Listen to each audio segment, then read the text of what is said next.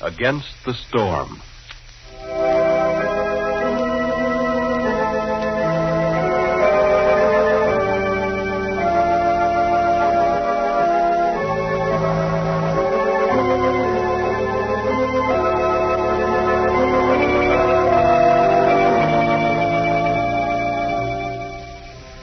What real sense would there be in telling Chris now, Siri?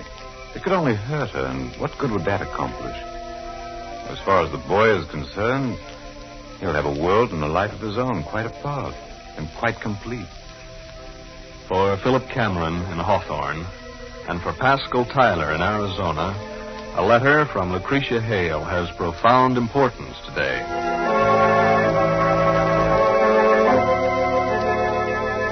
Today we bring you another chapter of Against the Storm, written by Sandra Michael and presented by the makers of Ivory Soap.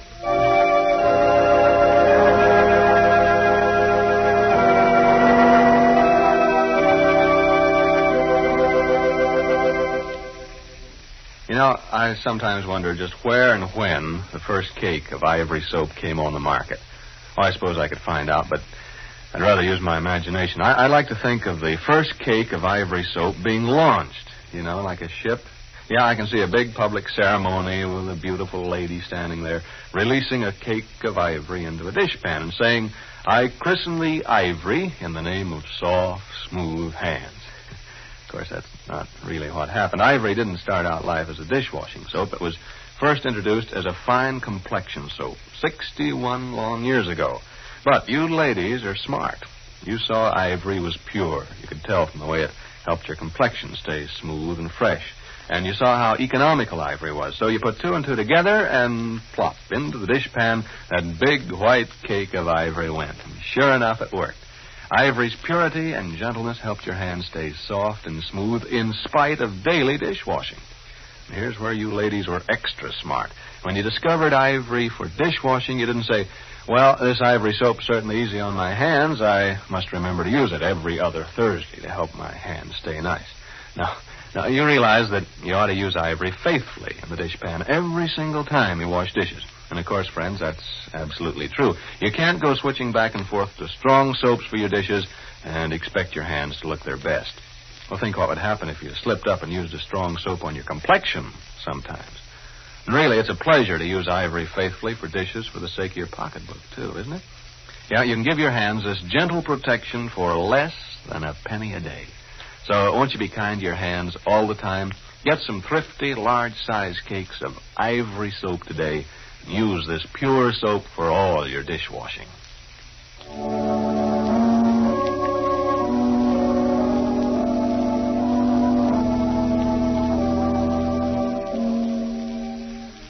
Out in Arizona, Pascal Tyler doesn't very often make trips to town from his ranch. Once in a while he goes in to make a call at the bank and the barber shop and to chat with some of his old friends in town. Usually on such occasions he makes a stop at the post office down at the corner of Main and Buffalo Street, just on the off chance that some mail might have come in since the carrier left earlier in the day. It's a bright, hot day in the dusty little Arizona town. Pascal has just come out of the post office, a letter in his hand. It's a letter with a Long Island postmark, a letter from Lucretia Hale. He certainly meant to wait till he was far away from this friendly public thoroughfare before he so much as opened the letter. But he's forgotten all about waiting. He tears the letter open, and right there in the bright sunlight of Main Street between the post office door and the Elite Cafe, Pascal reads his letter. Pascal's oldest friend, unobserved, watches him with a smile from the edge of the sidewalk. For several minutes after the letter has been refolded and put away, Pascal stares into the street, seeing nothing. Well, Pascal, when do you figure on lighting back to Earth again? Why, Doc. Hello there, Doc. I didn't see you. No, I'll say you didn't. I've been waiting for you to come down out of the clouds for 5 minutes, more or less. What are you talking about, Doc? Oh, nothing. Fine day, isn't it? Oh, yeah, beautiful day. What brings you to town? You don't look as though you need a haircut. Oh, I just had one. Yep.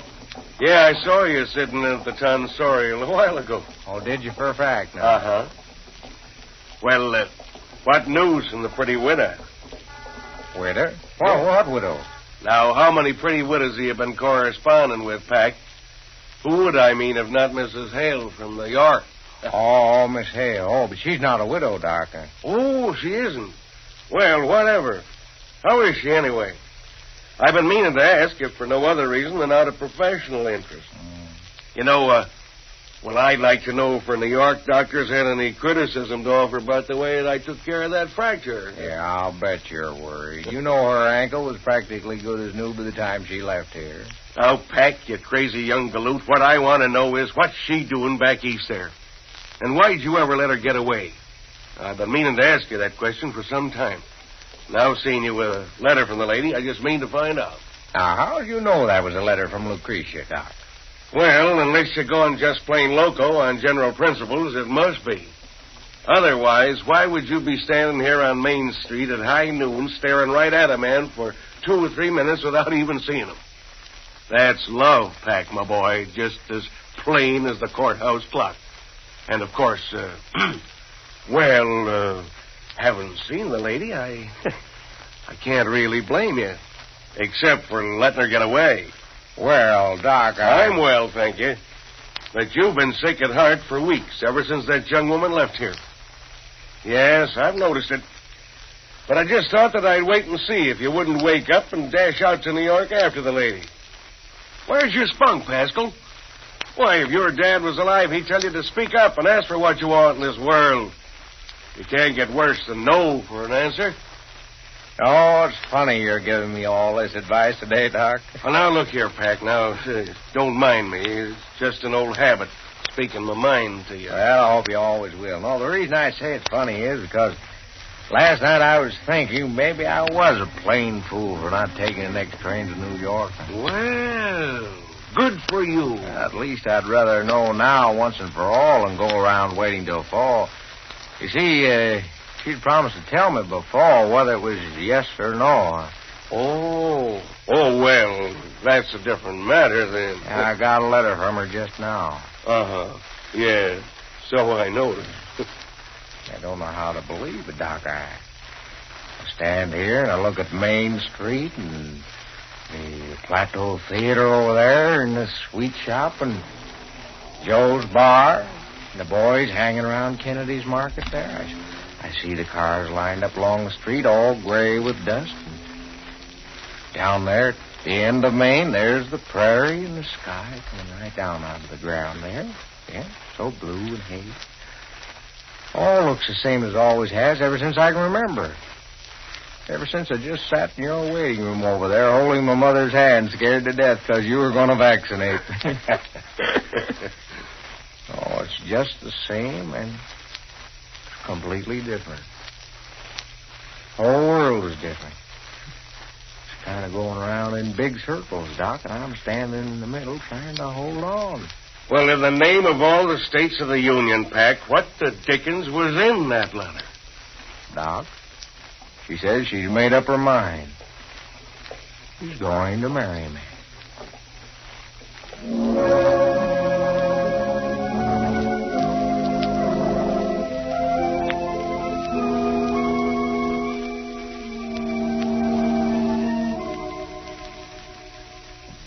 In Hawthorne, 2 days have passed since Philip Cameron had lunch with his young sister-in-law, Siri, and since he received a letter from Lucretia Hale. Today, as if in response to his unspoken wish that he could talk with her again, Siri Allen has called at his office to see him. I happened to be down this way, Phil, so I thought I'd stop in. Well, I'm darn glad you did. Sit down here, not so far away. Oh, okay, thank you. I've been wanting to talk to you, Siri, ever since the other day.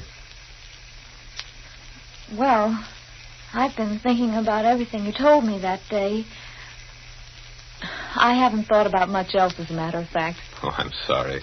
I probably never should have told you. I'd rather know the truth, so that's all right. But, Phil, I can't tell you what to do.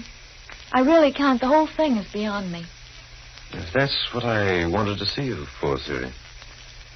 I think it's all been settled for me. Oh? Yeah, I've had a letter from Lucretia. She is going to marry the gentleman out in Arizona. Next fall. They live out there. Peter Olden will have a normal home, as the phrase goes.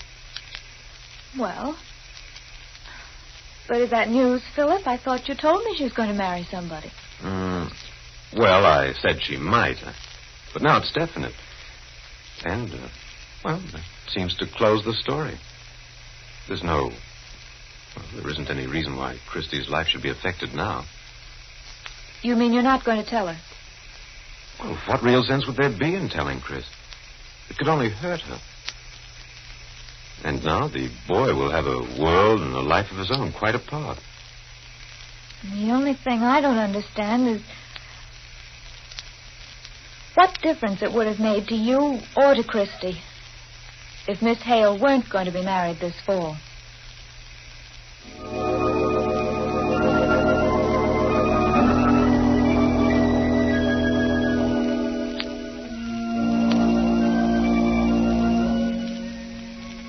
Philip had thought of that question a good many times before Siri had asked.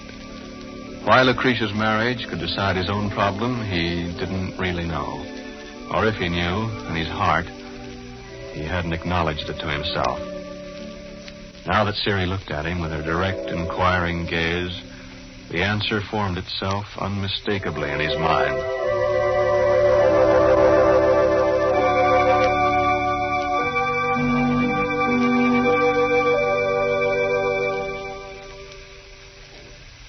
You know, ivory soap is sort of like the brook, with apologies to Mr. Tennyson.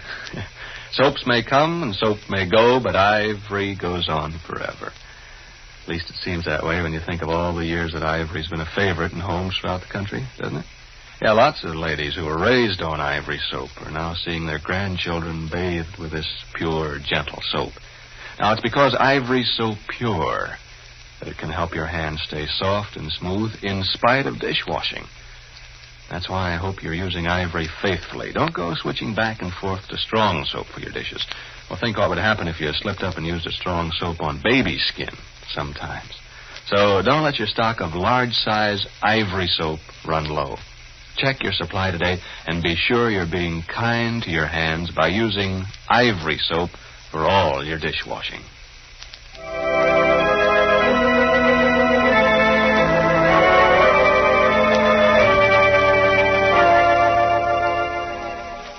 Dear Lucretia, thank you very much for your letter. First of all, may I wish you and your future husband... Dear Lucretia, today your letter arrived.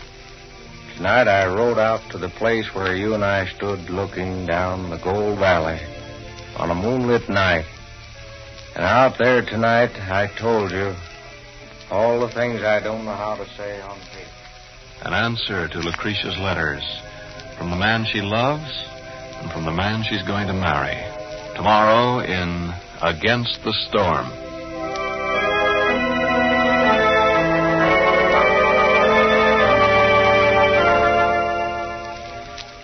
This is Ralph Edwards saying good day for the makers of Ivory Soap and Ivory Flakes.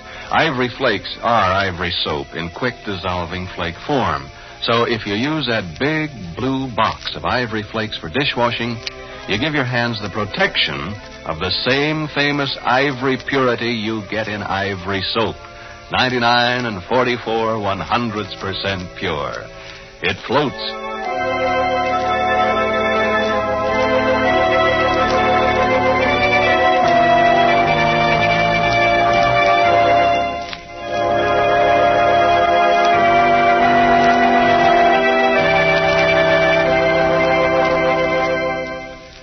Drama, philosophy, deep thinking, and strong action. These are the ingredients of The Guiding Light, that splendid radio drama which I'm sure will appeal to all of you equally with Against the Storm, which you've just heard. Stay tuned in for The Guiding Light. This is the National Broadcasting Company.